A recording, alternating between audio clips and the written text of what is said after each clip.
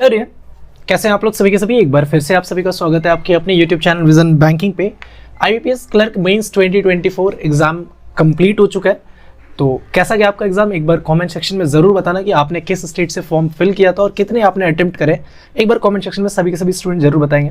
फिलहाल इस सेशन में आप सभी के साथ डिस्कस करेंगे IBPS clerk mains 2024 self given exam analysis को लेकर कि पेपर का लेवल क्या था, डिफिकल्टी लेवल क्या थी, सीक्वेंस कैसा आया था एग्जाम में, और अगर आप बात करोगे कि सेक्शन वाइज कितने अटेम्प्ट करे मैंने, एक सेफ स्कोर क्या होना चाहिए, और एक नॉर्मलाइज्ड अगर मैं देखूं तो overall cut off particular state का तो नहीं बता पाऊंगा अभी, क्योंकि जब तक आपके कमेंट नहीं आएंगे कितने आपने अटेम्प्ट किए स्टेट वाइज, उसके बाद ही वो चीज़ें एनालाइज की जाती हैं। बट एक नॉर्मलाइज क्या मेरे को लगता है, मैं आपको एक आइडिया बता रहा हूँ कि इसके रेंज में अगर आपको देन सेफ स्कोर पे आप स्टैंड कर रहे हो। तो फिलहाल एक एक करके स्टार्ट करते हैं।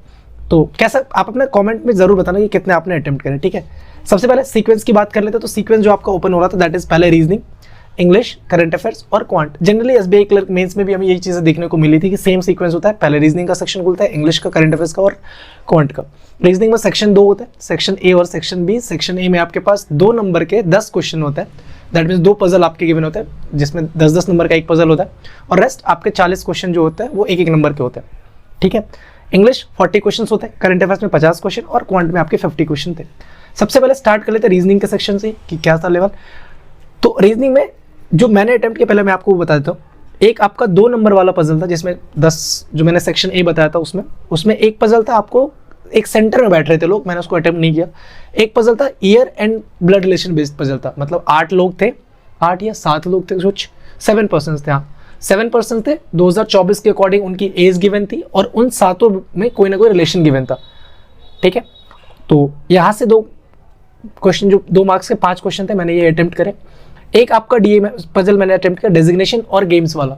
8 लोग थे, अलग अलग पोस्ट पर डेजिग्नेटेड थे और अलग अलग गेम खेल रहे थे। वहाँ 1 नंबर के 5 क्वेश्चन थे, मतलब 5। एक था कंडीशनल क्वेश्चन, आपके 4 क्वेश्चन थे कंडीशनल वाले। यहाँ से मैंने शायद 3 ही अटेम्प्ट किए, एक मेरे से सॉल्व नहीं हो पाया। डेटा सफिशिएंसी के 5 क्वेश्चन, तो अगर आप यहाँ से देखोगे तो 10, 15, 19 और 5, 24, 2-3 छोटे छोटे क्वेश्चन मैंने और करे होंगे। तो यही था। अगर आप बोलोगे सिंगल एक लाइन वाले क्वेश्चन, सिलॉक्स आपका एक भी नहीं था, इनइक्वलिटी आपका एक भी नहीं था, और आई थिंक सो कि उस पर भी क्वेश्चन नहीं था, डायरेक्शन वाले क्वेश्चन में, है ना, उस पर भी शायद से क्वेश्चन नहीं था। एक डेटा सफिशिएंसी में था, अदरवाइज ऐसे क्वेश्चन नहीं थे। तो ओवरऑल मैंने जो अटेम्प्ट किए 18 क्वेश्चन मैंने यहाँ से अटेम्प्ट किए थे 1 नंबर वाले, और 5 क्वेश्चन मैंने अटेम्प्ट किए 2 नंबर वाले। तो मतलब टोटल मैंने 23 अटेम्प्ट किए यहाँ पर रीजनिंग में, ठीक है।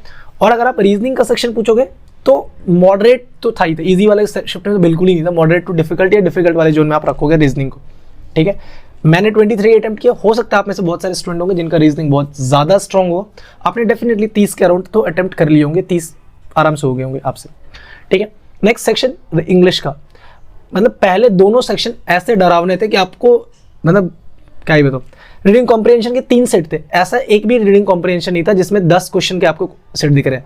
3 सेट 5-5 क्वेश्चन करके, ठीक है। और सारे क्वेश्चंस इन्फ्रेंस बेस्ड थे, ऐसा एक भी नहीं था कि डायरेक्ट आपको दिख जाएगा इसका आंसर ये है, इसका आंसर ये नहीं। सारे के सारे क्वेश्चन इन्फ्रेंस बेस्ड थे। तो ये मैंने 15 क्वेश्चन में से आई थिंक सो कि 10 या 11 मैंने यहाँ से अटेम्प्ट किए, ठीक है।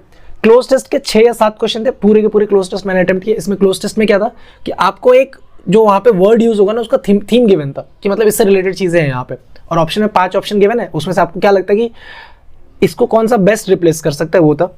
सेंटेंस रीअरेंजमेंट के 5 क्वेश्चन ABCDEF वाले ऐसे जो क्वेश्चन होते हैं वो आपके थे 5 क्वेश्चन, इजीली डुएबल थे।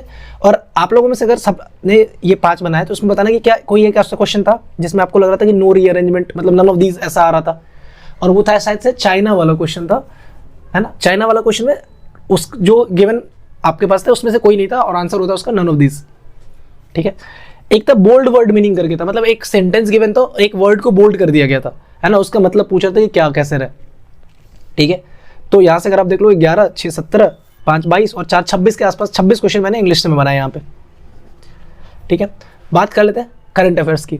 मैंने वैसे सारे क्वेश्चंस आपके टेलीग्राम चैनल पे भेज दिए, तो आप देख सकते हो। देखो ये डिफिकल्टीज लेवल बन रहा है, आपको ये मानना पड़ेगा कि रीजनिंग और इंग्लिश आपका एक टफर साइड पे था, तो आपको अपनी प्रैक्टिस अब ले जानी पड़ेगी उस लेवल पे। और प्रैक्टिस करने के लिए टेक्स्ट बुक पे कल से, मतलब 14 अक्टूबर और 15 अक्टूबर को एक सेल आ रहा है, तो डोंट फॉरगेट टू ज्वाइन और टेक्स्ट बुक, वहाँ पे आपको ऑफर भी मिल रहे होंगे, तो वहाँ से आप अपना टेक्स्ट बुक का पासबुक परचेज कर सकते हो डिस्क्रिप्शन बॉक्स में, और कमेंट सेक्शन में लिंक दे दूंगा।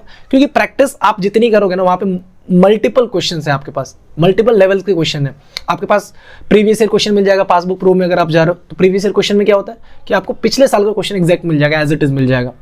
ठीक है, तो कल से 14 अक्टूबर से आपका सेल स्टार्ट हो रहा है, तो don't forget to join that cell. Description box में मैं उसका लिंक आपके साथ शेयर कर दूंगा। ठीक है, अब बात करते हैं करंट अफेयर्स में क्या था।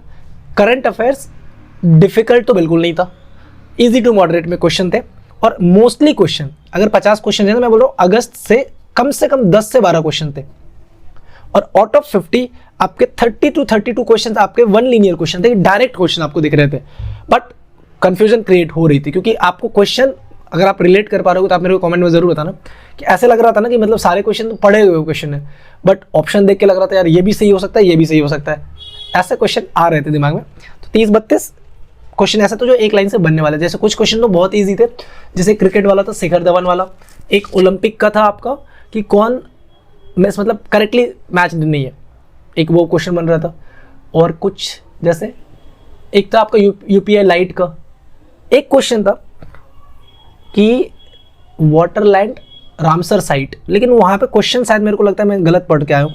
रामसर साइट में जो सबसे ज़्यादा आपके पास है ना, वो तमिलनाडु के पास है, 17 या 18 तमिलनाडु के पास है, उसके बाद यूपी के पास था।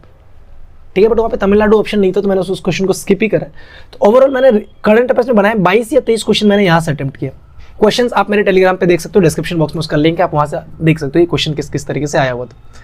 ठीक है, बात कर लेते हैं, मतलब करंट अफेयर्स डुएबल था, ऐसा नहीं था कि मतलब आरआरबी पीओ आरआरबी क्लर्क की तरह क्या ही पूछ दिया भाई इस तरीके को।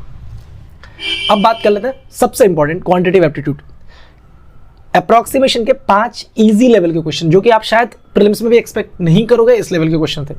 क्वाड्रेटिक के 5 क्वेश्चन, हाँ एक क्वेश्चन था जो बहुत इजीली बन रहा था, फैक्टर्स 25 था 20 था ऐसा करके आ रहे थे, बट कुछ क्वेश्चन ऐसे भी थे जो रूट वाले क्वेश्चन थे, या मिक्स फ्रैक्शन में आपको गिवन थे चीजें, तो आपको सॉल्व करते तो बनने वाला क्वेश्चन था, ऐसा नहीं था कि डिफिकल्ट था, हाँ घुमा के क्वेश्चन गिवन था।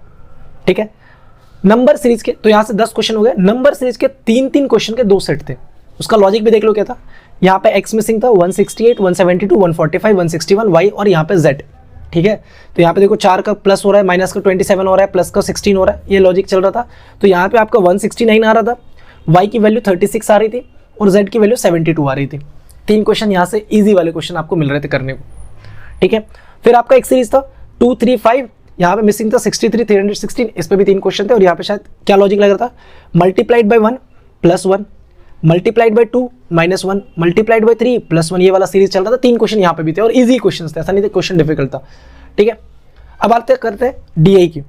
तो डीआई में आपका पहला डीआई था पाई चार्ट प्लस टेबल के साथ। पाई चार्ट में क्या गिवन था, एक आपको नॉर्मल सा स्टेटमेंट गिवन था कि ए बी सी डी के टोटल मैन्युफैक्चर्स कितने हैं, 40, 33, 42 और 43।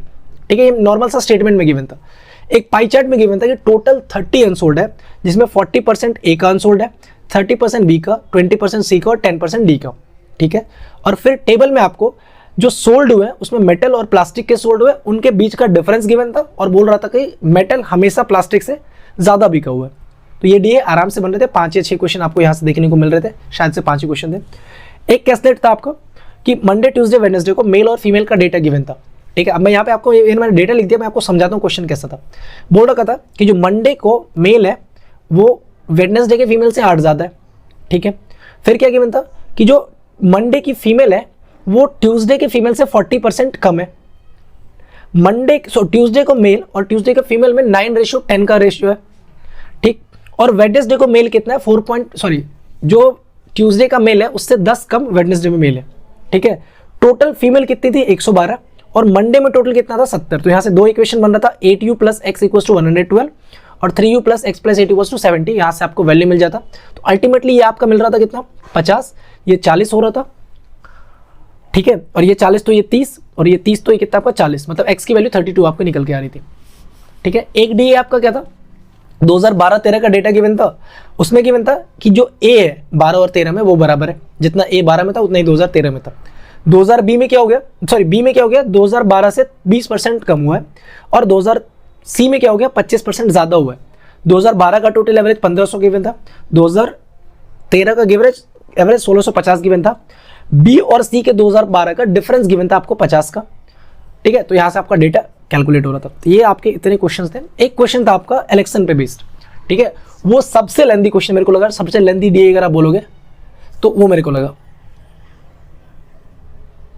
उसमें क्या था कि आपको ABCD के 4, 18 और 23 के 13 और 18 के डेटा गिवन थे और उससे रिलेटेड क्वेश्चन था। बहुत लेंथी क्वेश्चन था यार, मतलब अगर आपने किसी ने बनाया ना उसको तो 10 मिनट उनका कम से कम लगा हुआ, ठीक है। तो ओवरऑल अगर मैं बात करूं तो मैंने क्वांट में अटेम्प्ट किया 37, ठीक है। तो ये थे मेरे टोटल ओवरऑल अटेम्प्ट। तो और अगर मैं सेफ अटेम्प्ट बोलूं ना, अगर आप एवरेज 75 to 80 के रेंज में अगर आपको लगता है you are standing between there, तो आप इजीली, आप, मेरे को लगता है ऐसा हो जाएगा, बट स्टेट वाइज चीज़ें डिफर होंगी। तो एक बार आपने कमेंट सेक्शन में जरूर बताना कि आपने किस स्टेट से कितना अटेम्प्ट किया, ठीक है।